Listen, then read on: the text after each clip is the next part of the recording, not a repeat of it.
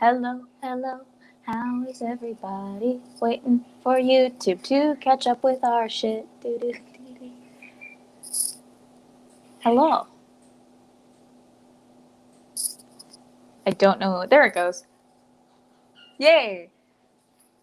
Okay. Hi, Megan. How are you today? Oh, I can't hear you. Why can't I hear you? It's What? because my mic was muted. That's why. That'll do it. Hi. Hi. Hi. Whoo, that was Hello, crazy. everyone. Hello. Welcome to the insanity. Both of a Saturday morning where most of us are A, hungover, or B, too tired to do anything. So, so we're going to talk about what shouldn't have been as complicated as it was, costuming Yes. for Game of Thrones. So, if you want to introduce yourself first, Shelby. Oh, heck yeah, I got to do that, don't I? Yeah. Hi, I'm Shelby. Also, my tag's mostly StrangeOccurance Cosplay. Yes, occurrence is spelled wrong. That's on purpose. I'm on TikTok, Instagram, and Facebook. I don't have Twitter because I don't know how to work it. I primarily cosplay Lyanna Stark, and I have my bachelor's in history with a way too much time on my hands secondary degree. AKA, I don't have one yet. Still. And Megan. Hi, my name is Meghan D. You can find me on most social medias as BirdieDee with some variation of costuming or cosplay following that, debating depending on what was taken at the time.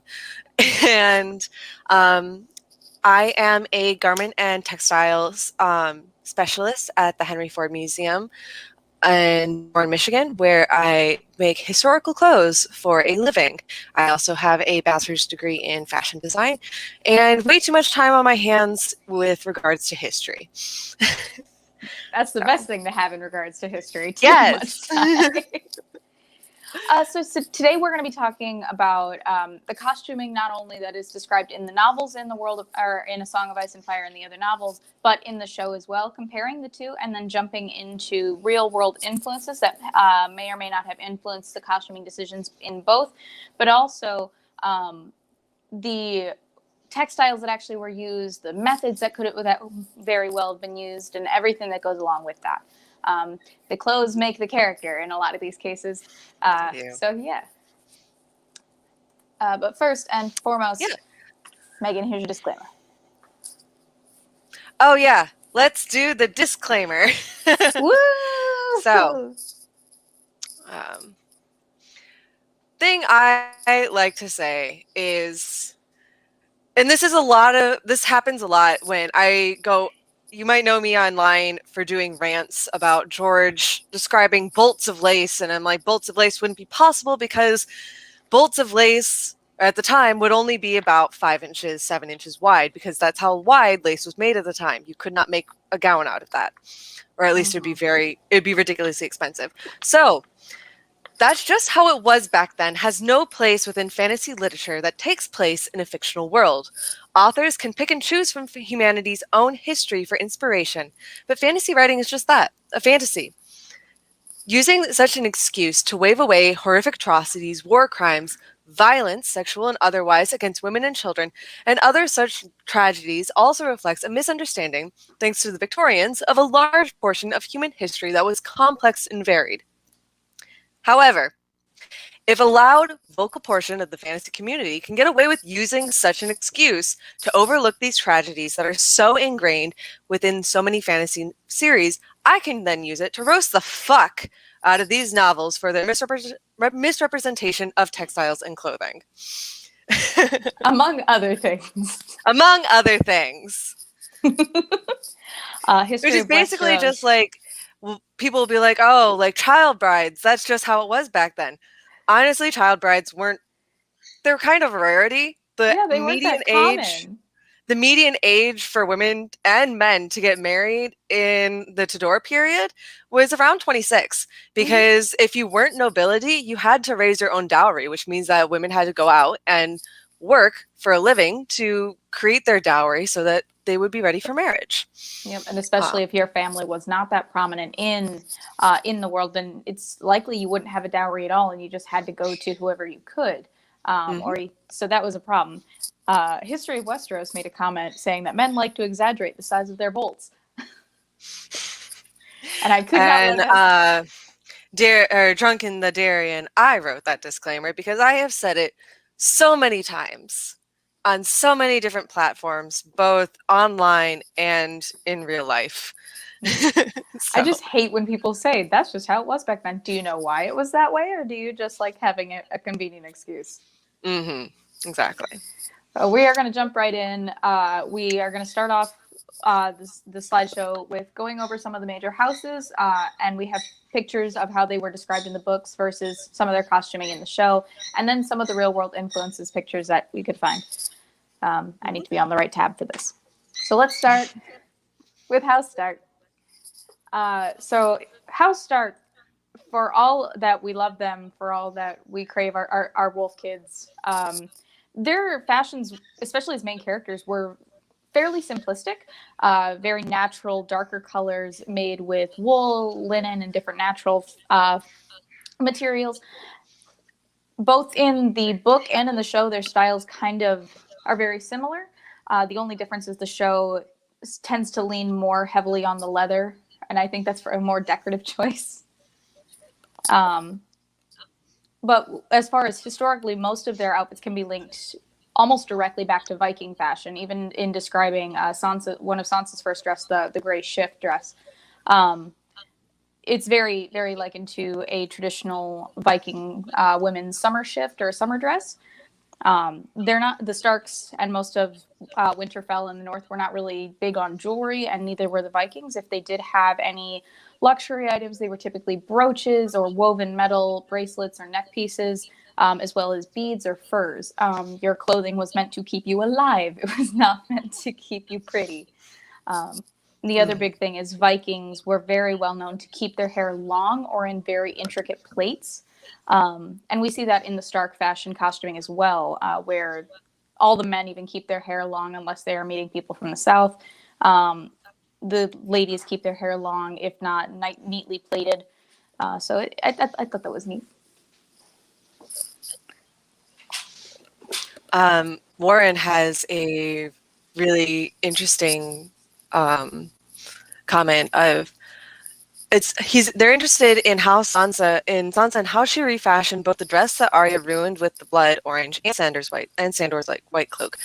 And that's pretty cool. First off, Sansa's dress in the books was probably ruined. It lands on her lap, so it lands right in the middle of the fabric. It's one thing if it lands on the hem, or if it was on like near the neckline or the sleeve line, because you can hem those away. And silk is easier to wash than most people think it is, but it is not. It's still not easy to wash because it just doesn't react well to really hot fabric. It doesn't react well to very cold fabric. You have to have this nice temperature, and it also really loves to soak up dye. So once something's there, it's kind of there.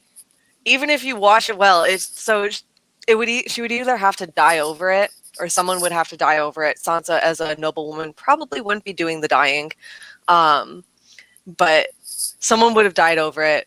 And as far as Sandor's cloak, I don't think anything was ever done with it. We see mention that she keeps it at the very bottom of her chest, underneath all of her other clothing, as if it's hidden away, because those cloaks are so ubiquitous with the Knight's Guard that for her to have it, especially after Sandor disappears, may have given away something that she either didn't want other people to know, or would have she thought may have put Sandor at risk. So it's definitely really nice. On top of that, those cloaks, just as women could give favors to men, such as handkerchiefs or pieces of their dresses, for a man to give a woman their cloak was essentially a courting gift. And her having that when she was engaged to Joffrey would have put Sandor's head on a spike immediately. Just It could have also put her head on a spike. Joffrey would have used any excuse. Let's be honest. Oh yeah, to be honest. But it is nice to think with that cloak. There were a little bit of talk of mixing the two. She could have repurposed it into like an undershirt or an underdress, especially with how large Sandor was, how big that cloak was. But like Meghan said, she hid that thing away because she wanted to be alive. Yes. But yeah, so when you're thinking of Starks, if you want to think more Viking culture, what is useful versus what looks good? What's going to keep me warm? What's going to keep me dry? And that's a little bit of irking I have with how some of Catelyn and Sansa's dresses are designed in the show. They're so long. Why are they are so very long, which is it's one of the you don't actually start. You see that a lot in noble cultures, even in like the 9th to 11th centuries, that they do have these ridiculously long dresses. But they also, if anyone has seen what it's the Marriage of Giovanni by some famous Renaissance painter that I can't remember the name of, but just know that all figures in every painting he has ever done look like Vladimir Putin. But it's the famous green dress, and it has long dress, but you can see that she is actually picking it up. She is not pregnant in the painting and the portrait. She's actually holding all of the fabric up above her feet so that she doesn't step on it because it was expensive. And even here in the references, this is we surprising. see Sansa does not care. Sansa's just walking through the mud. I'm just like, great. It's aesthetic. That's just Michelle Clapton made a choice, and she chose to go with aesthetic. Yeah, and it is nice. So yeah, when you think Stark costuming, think Viking, and you'll probably get pretty close. Which is really interesting, considering that the Greyjoys are supposed to be the in-universe equivalent to the Vikings, but their fashions are wildly different. Yeah, we'll talk about that. We'll get that. But yeah, the culture for the Greyjoys is very Viking, but their clothing is not. The Starks is very Old English, almost Scottish in culture, Scottish and Welsh, but their costuming is all Viking, so it's fun. All right, now our two big girls who have the biggest variety in their costuming as far as the Starks. We have Arya and we have Sansa, and both of them present a very interesting costuming shift in the show as far as their characters. And I know with Sansa, it's depicted in the books as well. Arya, with her costuming, we see a sense of cultural, almost a stubbornness, a cultural repression, where she wants to hang on to every bit of Stark she can until she is unable to. So no matter where she goes, she's still wearing that same jerkin that she ran out of King's Landing with. As she has modified it, she has cut it up, she has used it in everything, until she's in Essos. And in Essos, wearing that could put her life in danger. Not just because, it's recognizable. It's not really recognizable in Essos, but because that amount of leather is dangerous for her health. It's probably at that point so raggedy that it's not even wearable. Probably, so we see her shift into the girl with no face, and she has to let go of who she is as a Stark. So she lets go of all the things clothing wise and costume wise that made her a Stark. She lets her hair grow out. She lets go of the leathers. In the show, she puts a needle under a rock, and she needs to go back and get that. But and then when she does return to Winterfell, she does get some of that Stark lineage back. She puts back the leathers back on, but there's definitely now a shift. She has retained who she is as a Stark in her costuming, but she's also now morphed with an Essos style cloak, with the heavy stitching that's more common in Essos, and the layering is much more evident, whereas it wasn't in her Stark. Now Sansa, Meghan, you are the expert on Sansa. Wheresoever Sansa goes, her costuming changes, and we see a cultural adaptation instead of a cultural retention. Sansa has always, when she was little, she idolized the South, and she idolized the big storybooks and the princesses and the queens. So she dresses like that very early on, the flowers and the roses and the princess dresses. And it's a really interesting thing for me too, is that like you said, it's she's adopting the culture of the Southern courts. And that's also really important because while, yes, ancient Sumerians did wear wool in the dead of summer. It's one of those things that linen, they were also, that region in the world does have a nice river, but it's also very contentious. So wool was easier to grow than flax because you didn't have it. Flax can only grow near the riverbanks, and if you are not near the riverbanks, then you're not getting your flax to make your linen. Long, right. And it's anyone that has worn wool. A wool, especially probably anyone that has worn wool suits in the summer, when they're made specifically as a lightweight wool, they're fine, but they can still be really hot.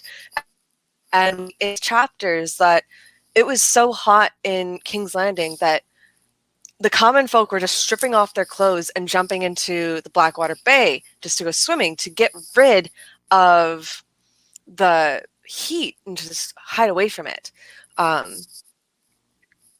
So, and again, it's very similar to, in a way, I think you're saying that Arya holds on to her Stark identity.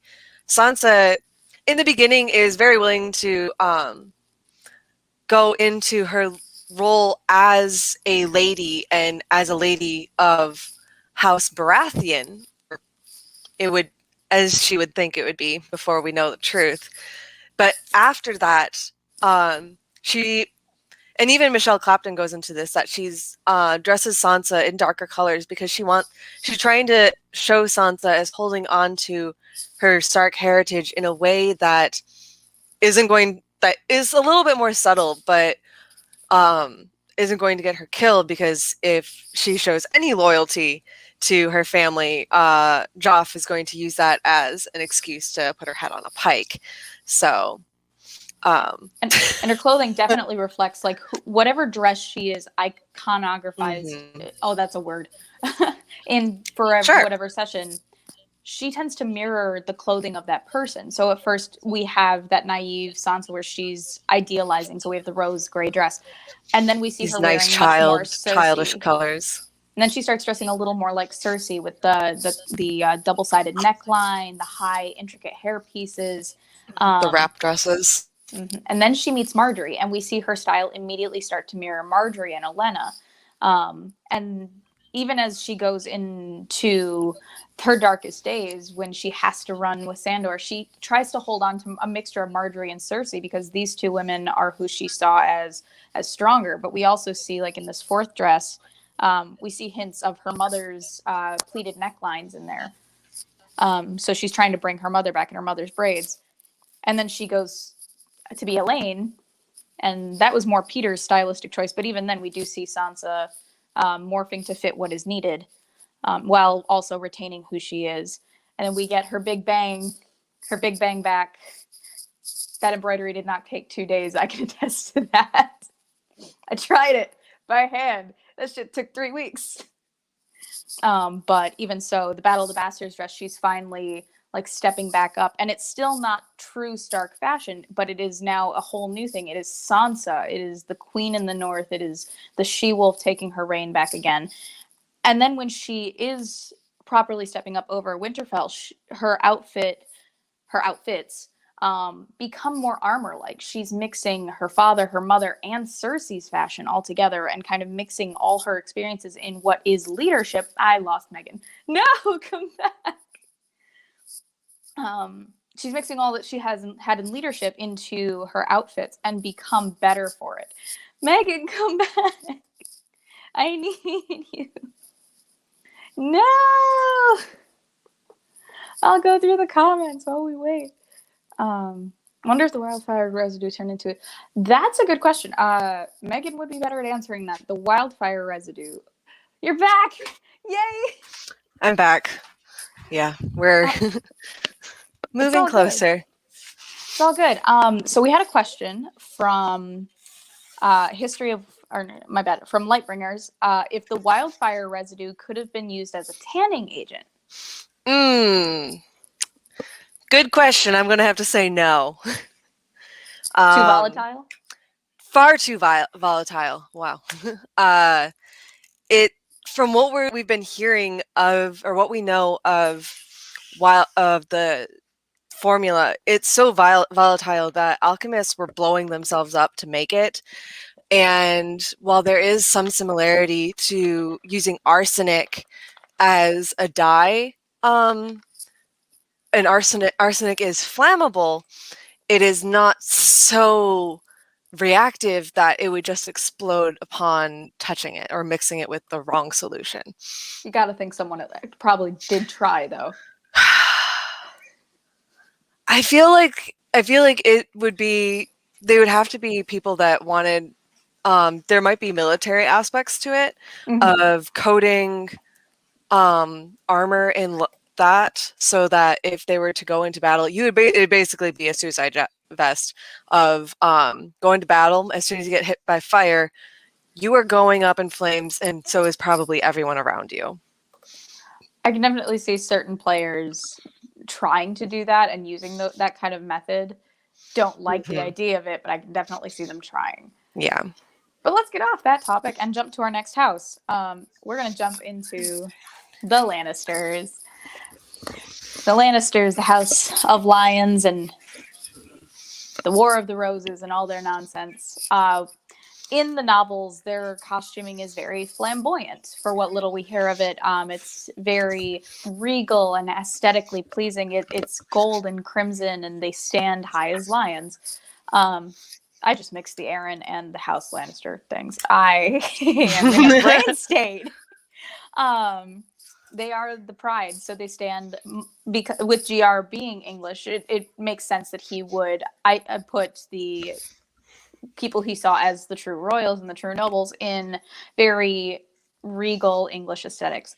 And that shows in only really one character in the show, which is Tyrion.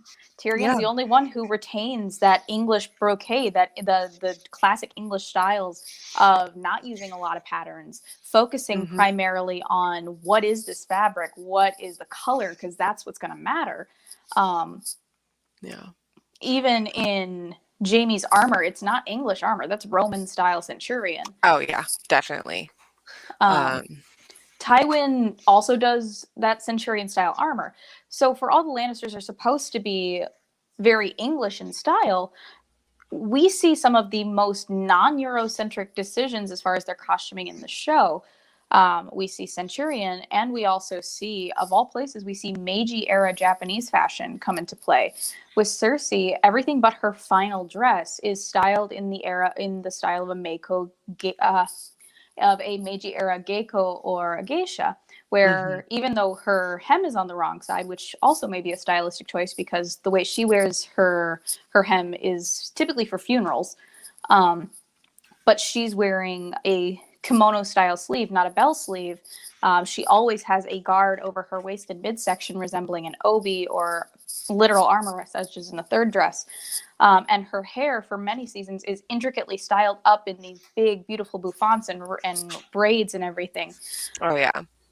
And specifically, we look to the Makos of the Meiji era, because during the Meiji era, we saw the Western invasion into Japan, where their ideas began to influence the common social stigma.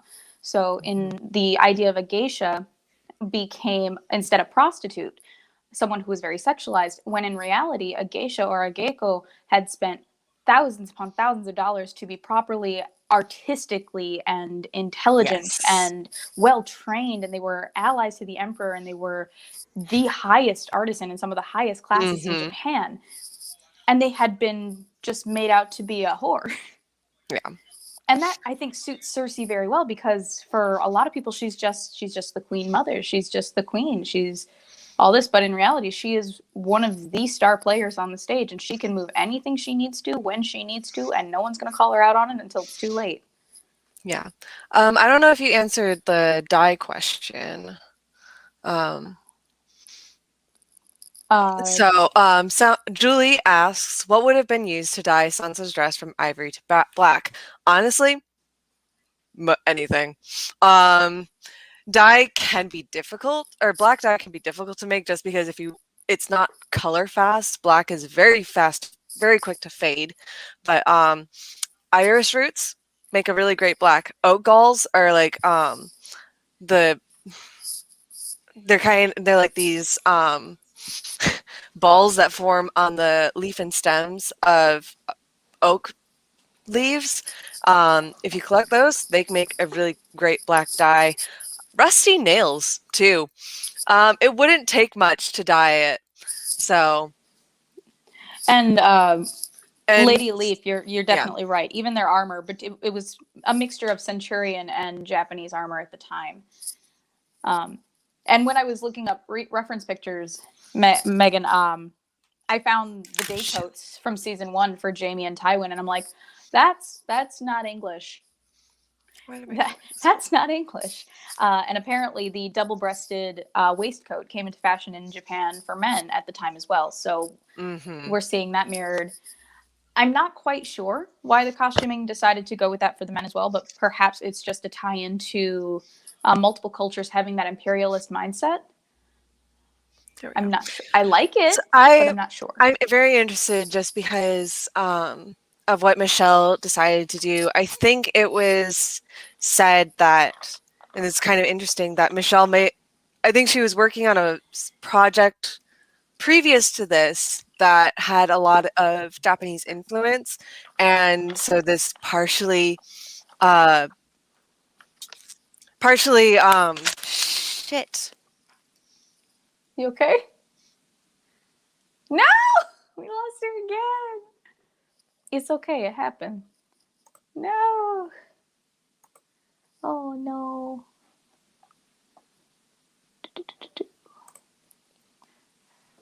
Red onion scraps. I know that I've used red onion scraps to dye like Easter eggs. I didn't know that.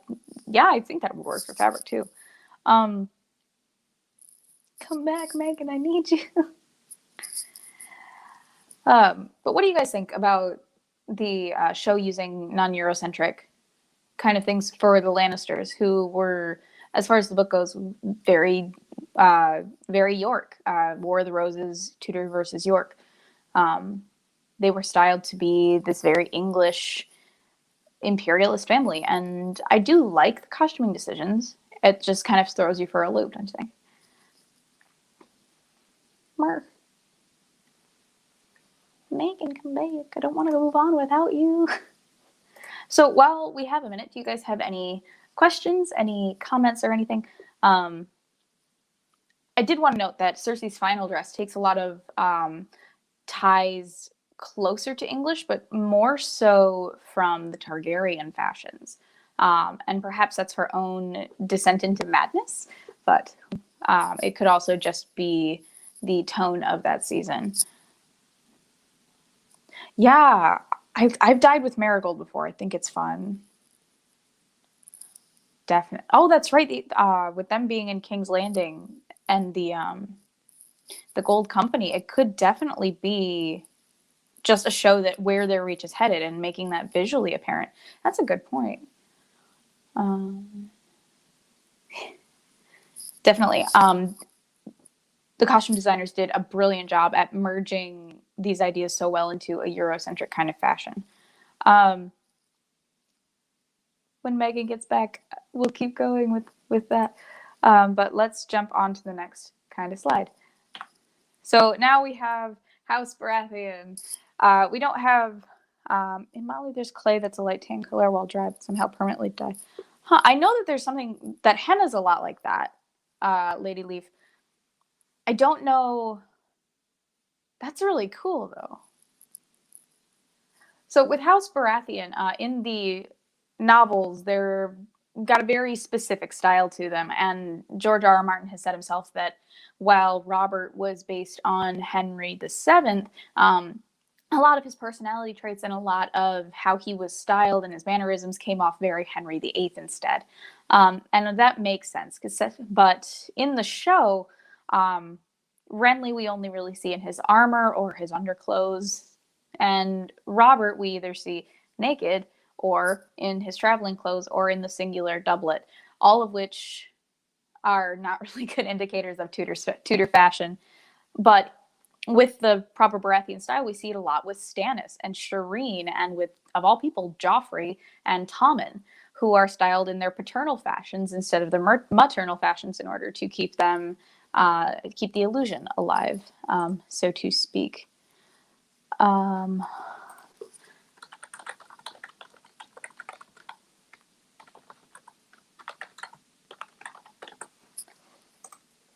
Tara, if you're watching this, help. So with the Tudor style, we're going to see a lot more accentuating of the male figure, typically your calves, your chest, your torso, and your shoulders. And in Tudor fashion, they accentuated this from, is that a Meghan? Yes! Sorry. Okay. It's okay. Hi. I'm back. We're good. Welcome back. Yeah, everything that Shelby said, yes. We're talking about Tudor fashion with the Baratheons. Which is great. It's weird. It's funny. They go poofy. huge. It's poofy. It's excessive. I never want to make another Tudor dress again. Because that is way too much fabric. So with the Tudors, there's the emphasis on the male figure for one of the first times in history instead of a feminine figure. We have the cinching at the waist, but also an expansion of the chest, of the arms, and kind of letting the legs hang free and accentuating the calves. With Joffrey, we see this a lot. We also see the half cloaks are big in fashion as well as sashes. You wanted your cloak to be visible to accentuate your wealth, but also you wanted it to be free hanging so that if you needed to grab your sword, you could. Most nobles had very decorative side cloaks like Joffrey does, because they're not actually going to use their sword. Their guards are going to use their swords. But then you have Stannis, who has a double clasp on the neck to make sure that he can use both arms whenever he actually needs to.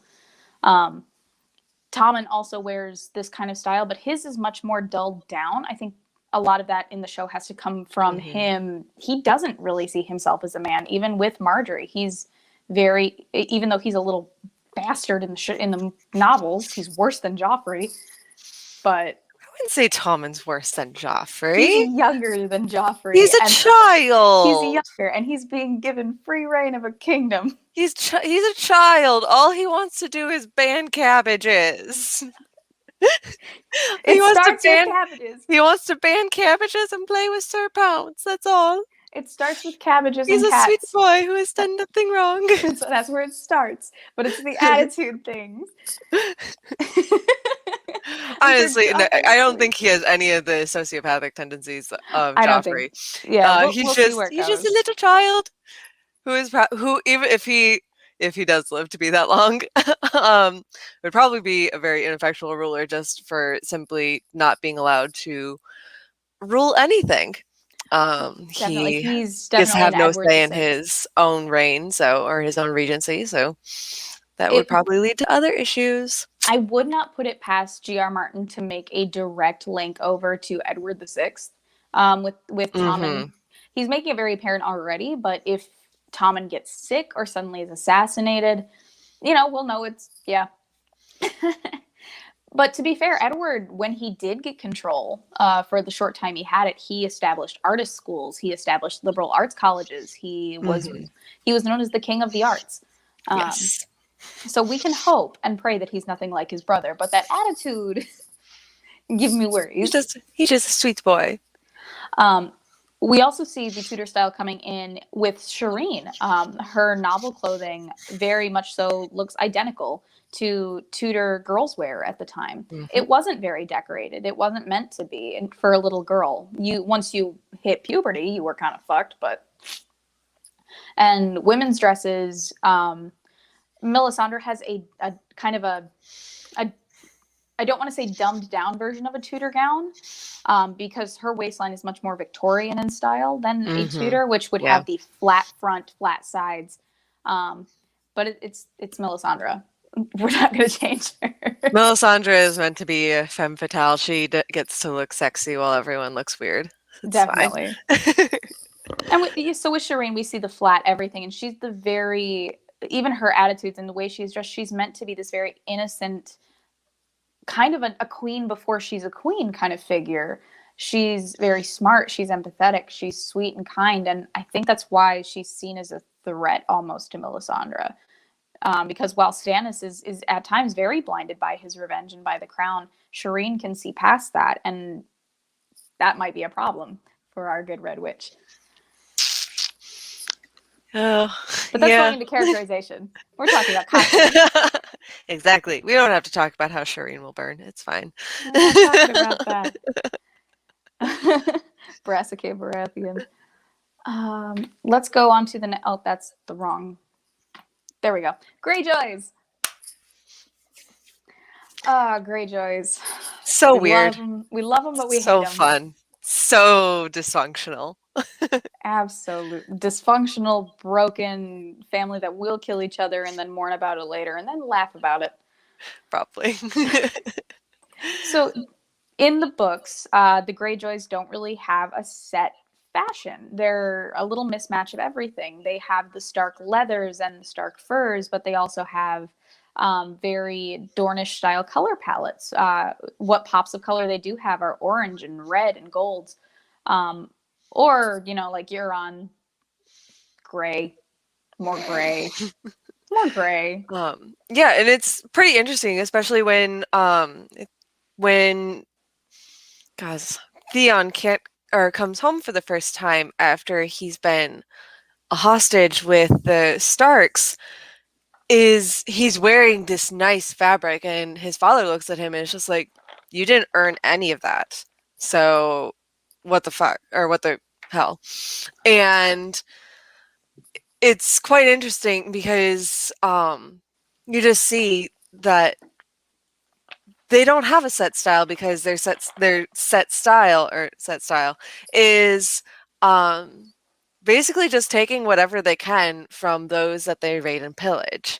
Their style is Which, yes. Yes, it is. Yes. And if they were modern, they would be messes.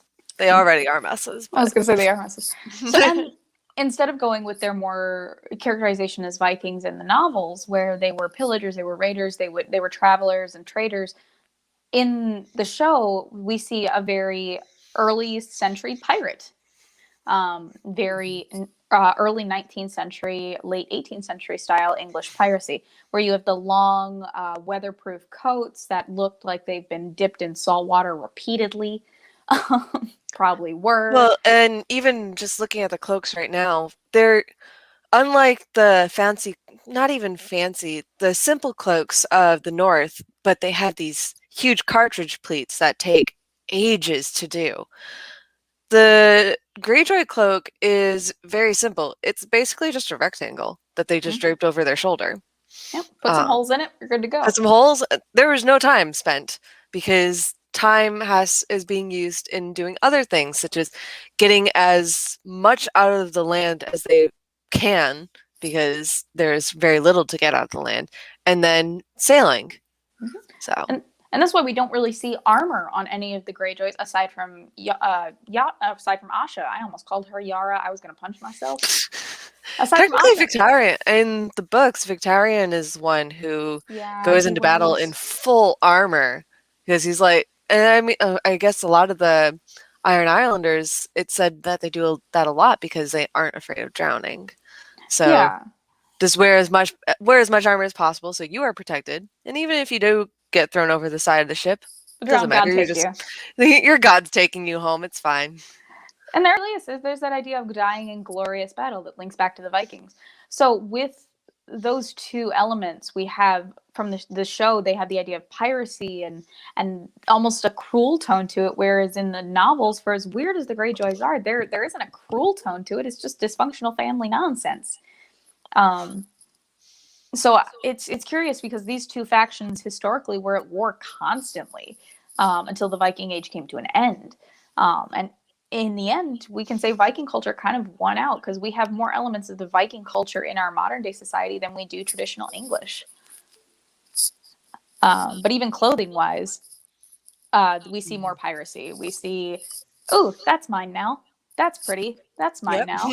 And like you said, when he came home, it was you didn't earn that, and that was very much a thing in Viking culture. If you were wearing furs, you were the one who hunted that animal. It wasn't a thing. You didn't buy a fur. You got that fur because you hunted the animal. And typically only the higher classes really could hunt and keep the fur. So Yeah. Piracy is just another thing entirely, because if you stole it, it was yours. Well, actually, piracy was very democratic. It really Surprisingly. was. It's one of the best systems of democracy. You didn't just become the captain. You had to be voted as the captain, and you could be voted out of the captain. Mm-hmm. You couldn't get drunk on ship. That was a big no-no. Well, to be fair, I don't think I would want anyone to be drunk on a ship when they're rigging a sail. Those things are heavy. Well, that's why Drunken Sailors is a fun song. It's just like, you got drunk on my ship, now we're going to fuck you up. Get out. Get out. Goodbye. Negligent. So the Greyjoys are a fun one. So if you want an easy costume, just say you're from the Greyjoy and put anything on your in your closet on. Just throw like 4 different outfits on. I stole this from H&M when I raided them. So Great. It's mine now. Drunk in the Daron says, Greyjoy said, our fashion. Yeah, pretty much. Our fashion. So now we're going to jump into House Tyrell. Oh, our fashion icons. Just like in medieval Europe, these are French. Yes. The Tyrells are French. Very, very French. Very French. There wasn't so much a focus, and please correct me if I'm wrong, the French had less of a focus on what the material was made out of and more of how it looked. Yes and no. There's definitely looks were big, but anyone who has been to France can see that they have, I wouldn't say they have super mild temperatures, but even their winters are fairly mild so long as you're not up in the Alps. Like snow in Paris doesn't stay very long. And it's just, so they didn't have to be worried about staying warm. It's very rich in resources, so whatever they use, they're not focusing on survival, especially more towards like the 12th and 13th centuries. They don't have to focus on survival anymore. They're focusing on just having fun and building a society for partying, basically. Definitely. And the only thing that really changes as far as the style, oh God, no. The only thing that really changes as far as style in the show versus the novel, because this is one of the houses that stayed pretty true to it, is Marjorie's neckline. Yes. And that was a choice, and I love that choice. That was a choice because when you have Natalie Dormer on anything, you just have to. and even as a character, Marjorie uses her femininity, and she takes pride in that femininity. Yeah. It is her weapon and her power, and she also uses it as a way and access to her heart. So there's that visual of that heart. We were talking about it just before stream, but Agnes Sorey was... Oh my goodness. I love her. So Agnes Sorey, you've heard of her, even if you haven't heard of her. She was the French king, Charles VII. Yeah. She was his mistress, and she was the first titled mistress in the French courts, because when she wanted to fuck with the king, not only did he let her, he said, okay, and then he ousted his pregnant wife. He divorced the queen who was pregnant with his heir so he could frack with Agnes. And for anyone that has taken any art history classes, you have probably seen some of the more famous paintings of Agnes Sorel. She was also a famous art model who loved to have her dresses expose her favorite tit, which was her left tit. She wanted the titty out. Yes. So in a lot of her paintings, she has her breast exposed because that was just who she was. That was who she was. And the French honestly weren't bothered. And we love that for her. The French were not bothered by her titty being out. Oh my goodness, no. They weren't bothered by the titty being out, or the fact that half the time her bodices were half unlaced in the front to expose a very low neckline. They were... And no undergarments. No undergarments. Agnes said, I got one dress, and that is my dress. Fine. But she broke the king's law by wearing diamonds along her neckline, and the king broke let her. sumptuary laws. and the king let her because it was Agnes, but the court was scandalized because she wore diamonds. Not that her titty was out, because she wore diamonds. And because, Tits out doesn't break sumptuary laws. Diamonds break sumptuary laws, and so yeah, and we do see a lot of who Agnes was mirrored in Marjorie, not just in the tits out, sons out, girls out, but in the people. She was the queen of the people. She would go out every day. She would intermix with the lower classes, even though courts hated her for it. Eventually, she was assassinated. But the mark she left became iconic for French fashion for centuries. The lowered necklines, the refusal to wear chemise, exposed breasts, and eventually, once the Pope got his hands and things, he's like, "Girls, you got to put them away." So girls went, calm "Okay," down. and their necklines went just above their nipples. Yep. And nip slips were a daily occurrence on purpose. Yes, it was on purpose. It's my favorite fun fact. So, and even with the male fashion, we see with Loris that while he's in King's Landing, he does tend to adopt a more English style, but he still uses the patterned brocades and these beautiful undershirts. And this, for anyone that has the Game of Thrones costuming book, you'll see this where Michelle actually says that Loris is the only character to have smocking anywhere on him. So you can't see it in this picture, but he usually has smocking right along this panel here in his sleeve. And whether or not that was just because Michelle thought that was a fun little gay detail, but who knows? They would make the one male character who is styled as a young Frenchman gay.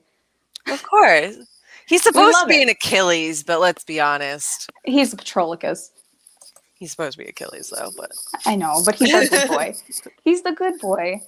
But as far as sticking to the book like a T, Fashion Queen Olenna, Mama, Olenna yes. looks great. Queen of Thorns. Bring in that suit jacket. But Olenna is the only one who wears the traditional Tyrell headwear, which is a direct tie to the French coif. This is a thing that I wish more historical dramas and also fantasy dramas would do. It's just that having uncovered hair was considered kind of weird in medieval in like 11th, 12th, all the way up into the 17th centuries. So they had wimples, they had these huge hats. And if you've ever seen the typical princess hat, that large cone, those things could get to be like 4 feet tall, to the point that you had to have a maidservant behind you holding it up with a stick to make sure it didn't fall off. So that's like one of my things in costuming, is that I wish designers were willing to go to the weird places, because it's so fun.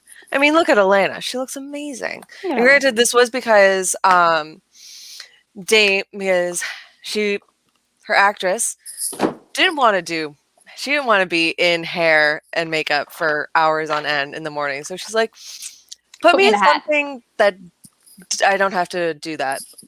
I will appreciate that. And Michelle did it. So. And she ended up being more historically accurate. Yes.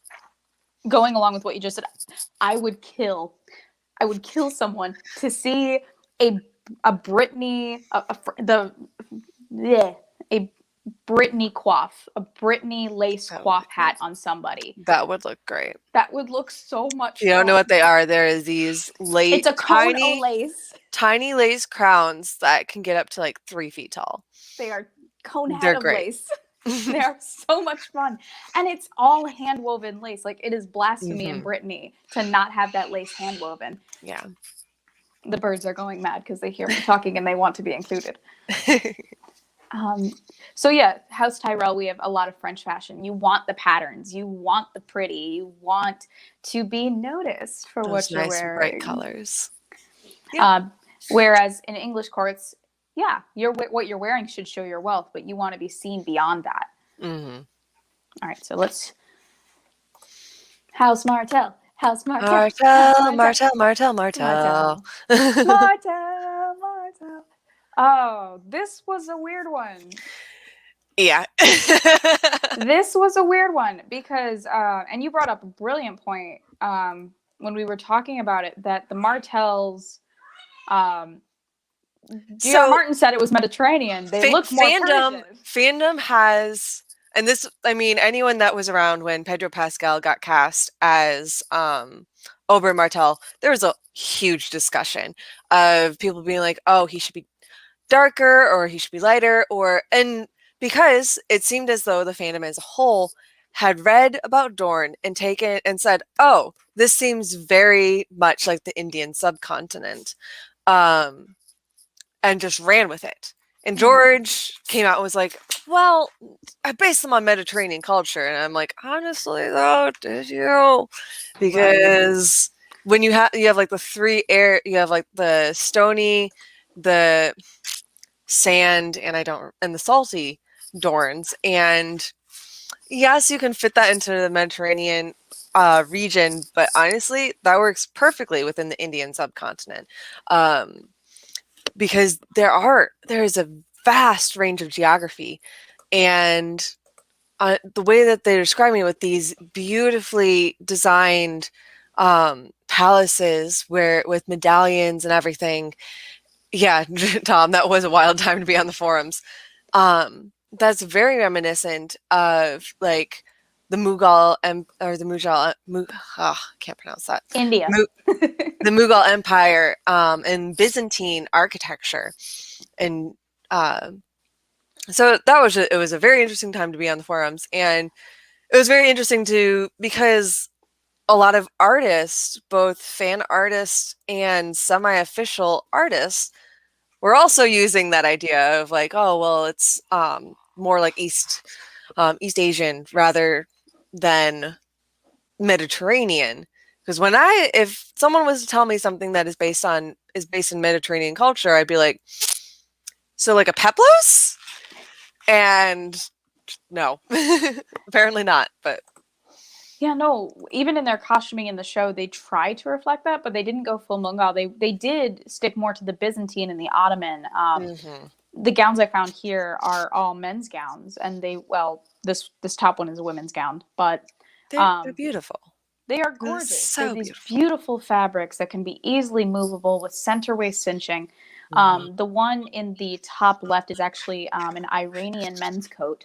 And the one this beautiful blue one is from the Ottoman Empire.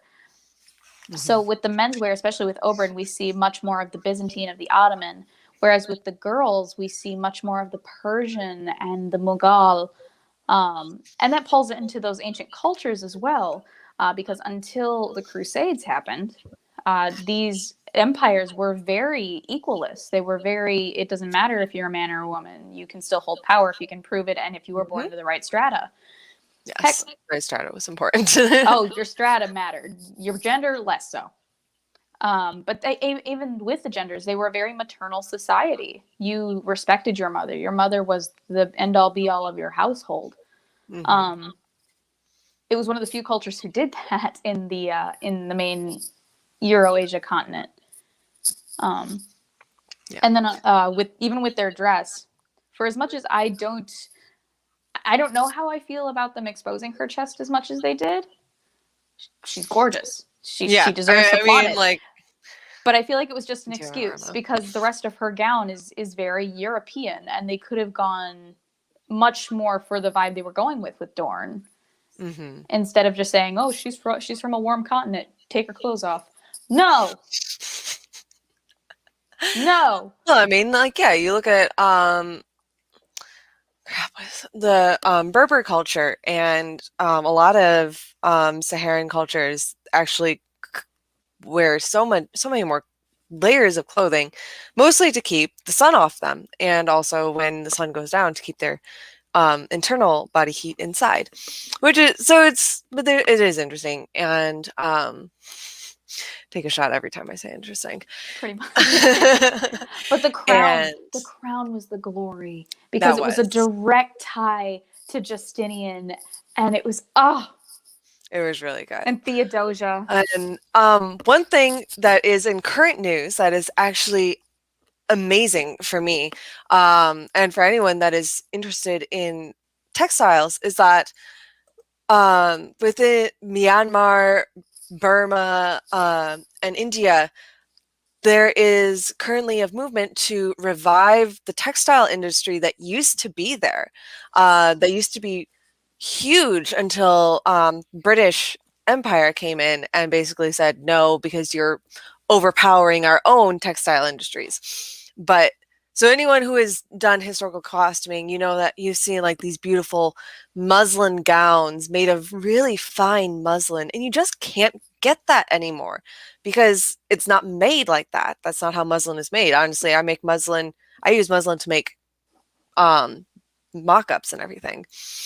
But so they are working with textile industries, and manufacturers are working with scientists right now to figure out exactly how it was woven, how it was spun to get such a fine material and to bring it back into reproduction. And I think that's really That is cool. so cool. It's going to be really amazing once that actually comes out, and I'm really excited. It's going to be so good.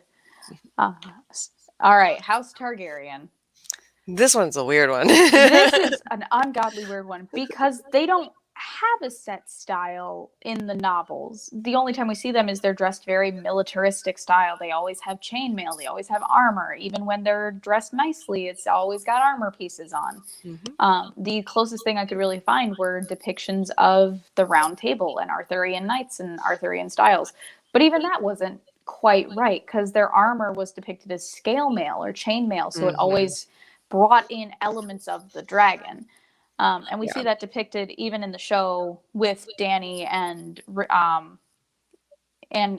our golden boy. You say golden boy. I say golden boy because he deserved that crown. I mean, that's true. And History of, I just saw this, but History of Westeros asks, are you looking forward to the costumes in House of the Dragon or Hot Yes. D? I'm so excited. I want to see more Targaryens. I don't like having only one point of reference.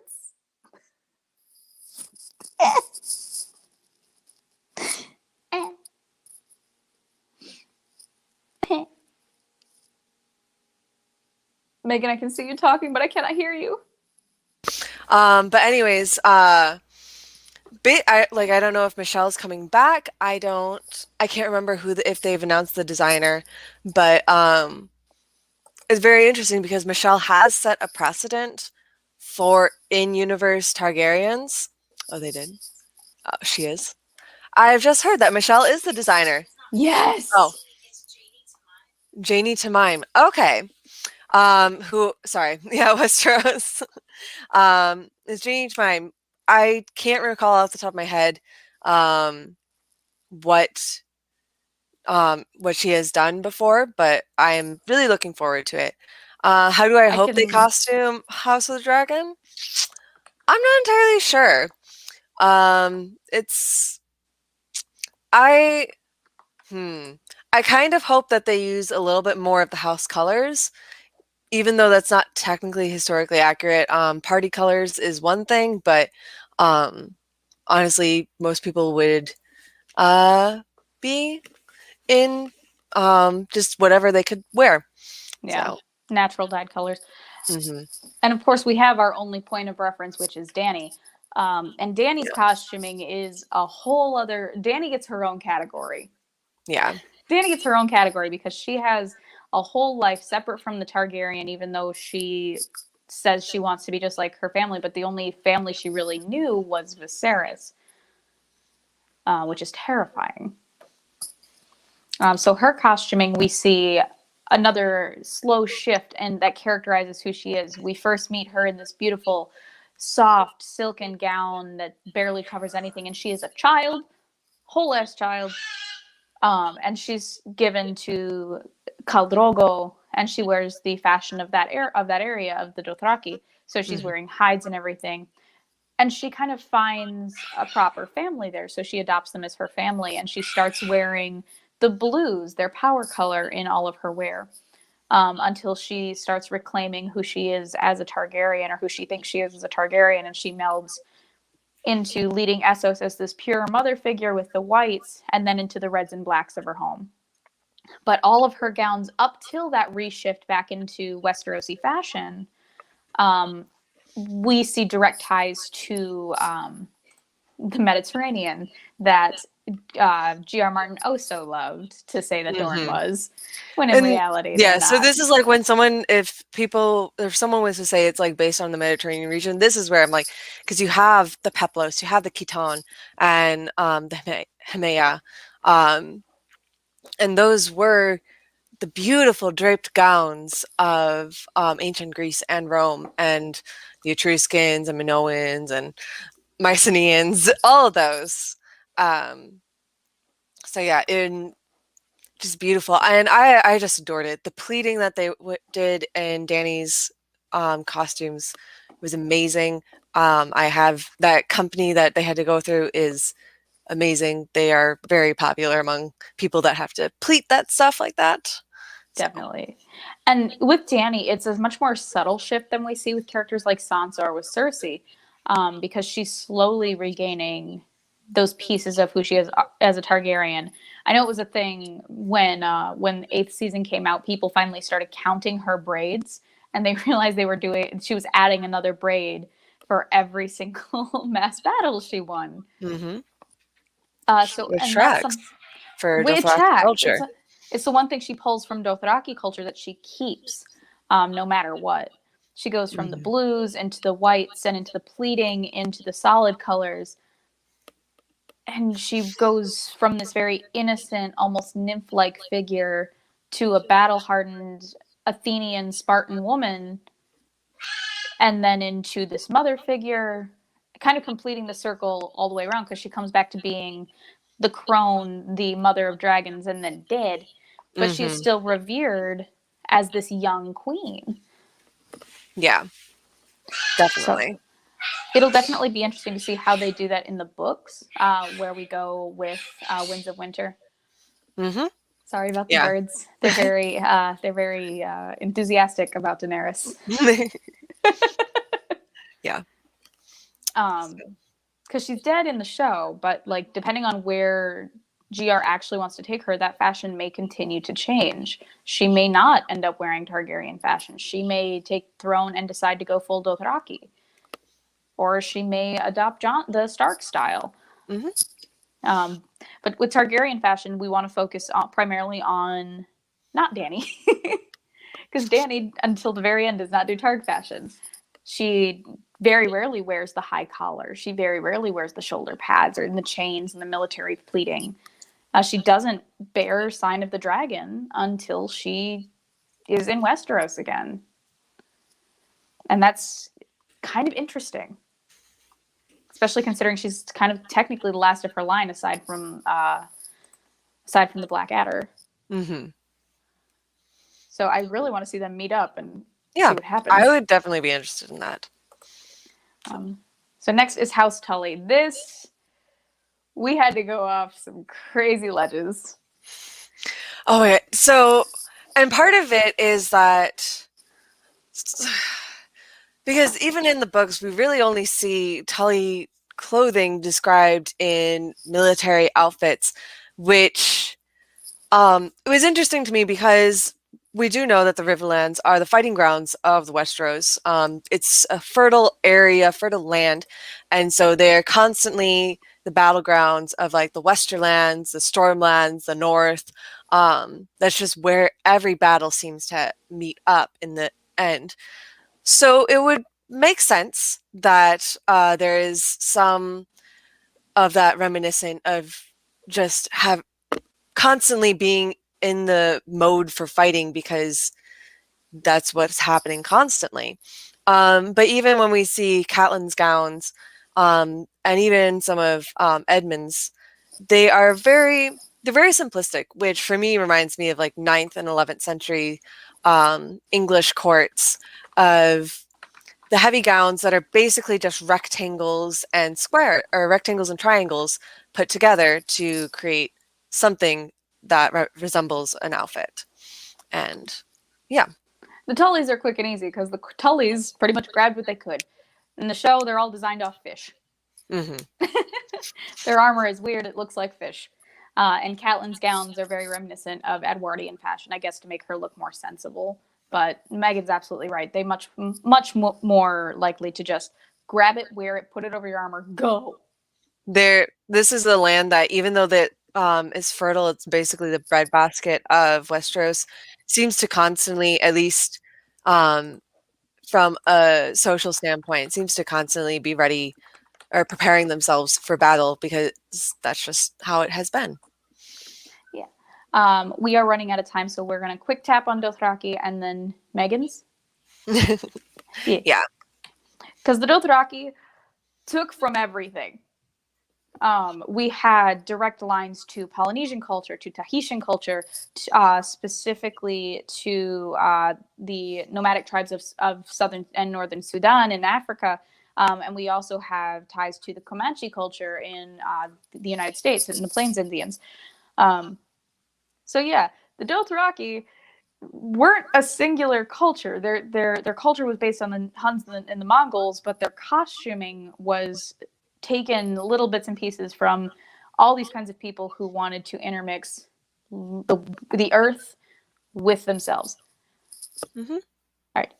So, Megan, your turn. Go. Okay. Sorry. And this is where, so you've heard me rant on about technology and such.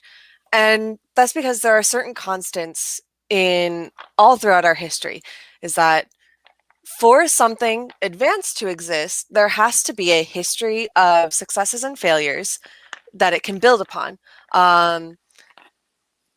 In all technicality, a person from the Bronze Age has all of the supplies and all of the dexterity to make and build and use a jacquard loom, but they do not have the cultural mindset and the innovation to do so, because to get to a jacquard loom, you have to have a basic floor loom, a horizontal loom, and then you have to build a vertical loom, and you have to go on that, and anything.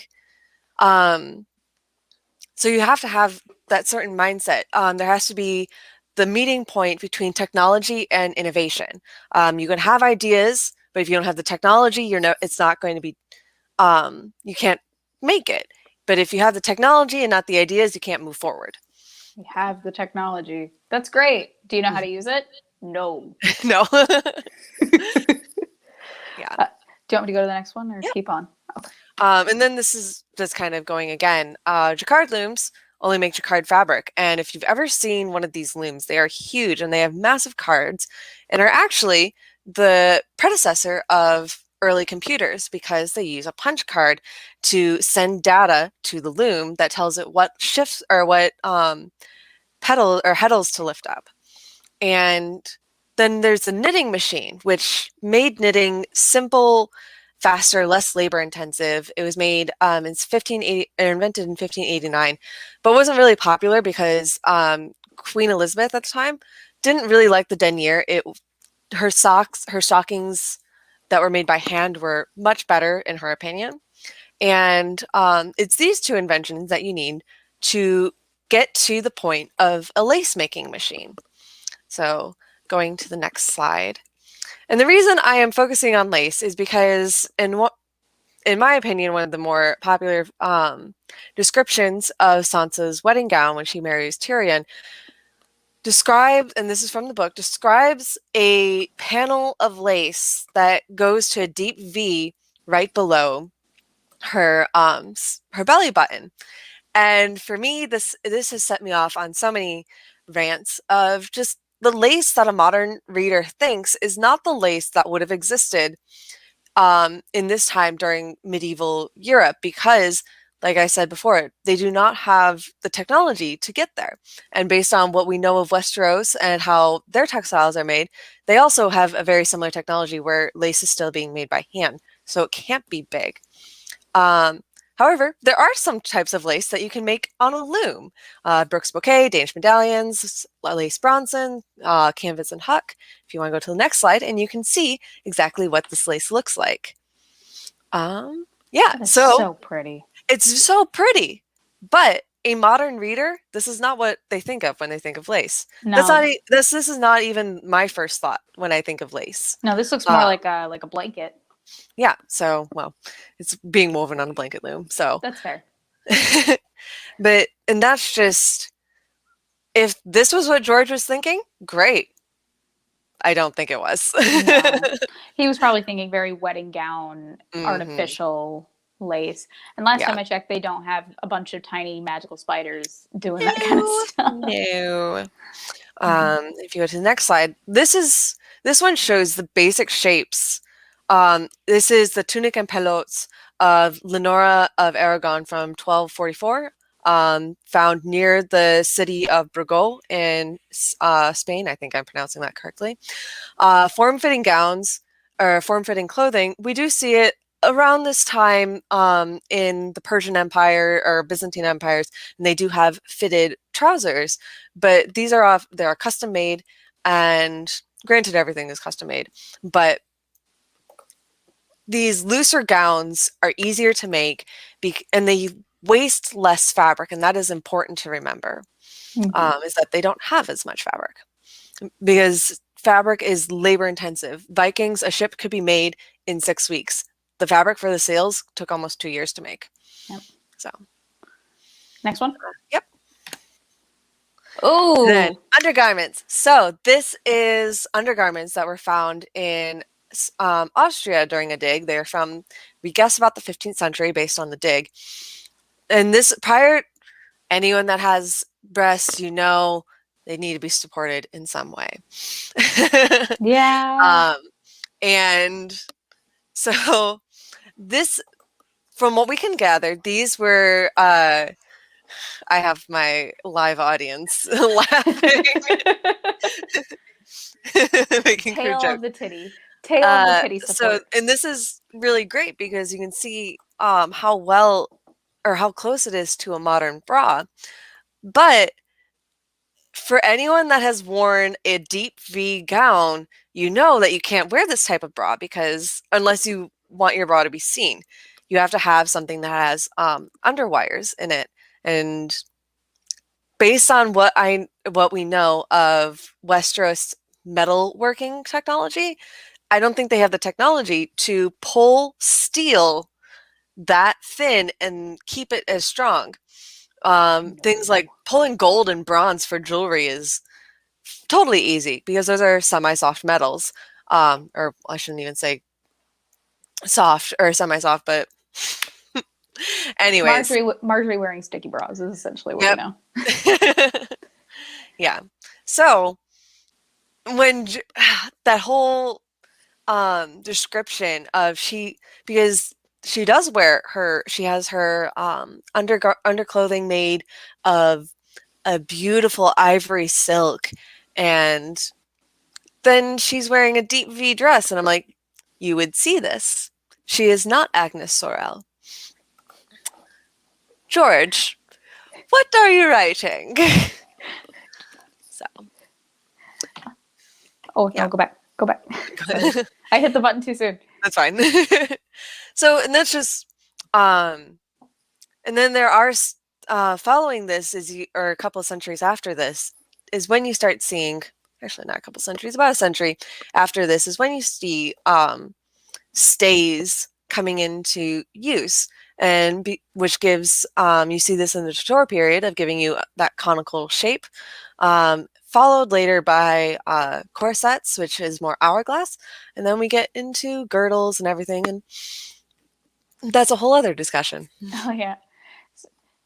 So definitely when you think of cosplaying Game of Thrones, make sure you take in mind the style of dress, where they're coming from, and modify what you're wearing underneath accordingly.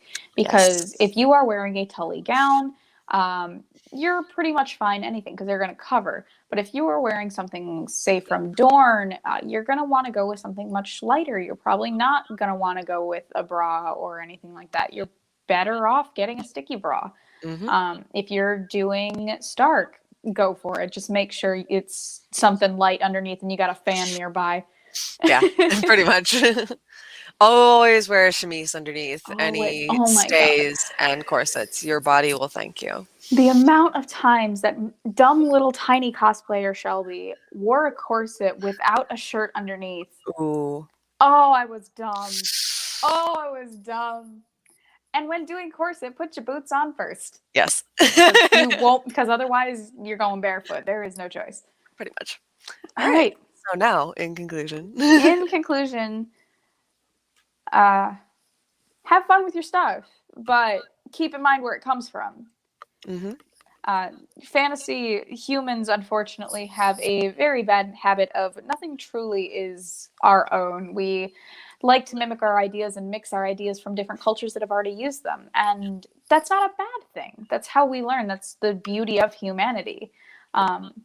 Just keep in mind how far is too far and how much is direct plagiarism. Yeah. Inspiration is great. Copying is not. Unless you want to, make it a genuinely historical accurate show. Mm-hmm. But most can't do that. Keep your technology in mind. A modern sewing machine is not going to make a garment that looks identical to a Byzantium tabard because they didn't have sewing machines. Mm-hmm. The next time you are in a thrift store or looking through lace, take the time to actually examine your lace. Is it really machine made or is it hand woven? Because there is a very visible difference. Keep your fabrics in mind. Keep your dyes in mind. There's a lot that goes into these costumes and textile making that most people would just be like, it's a shirt. No, it's not just a shirt. No, it never. It's never just a shirt. Thank you guys for listening to us talk, for listening to us talk even through technical difficulties. We really appreciate it. And hopefully we will see all of you at Ice and Fire Con 2022. Yay! Really excited. Bye, everybody. All right.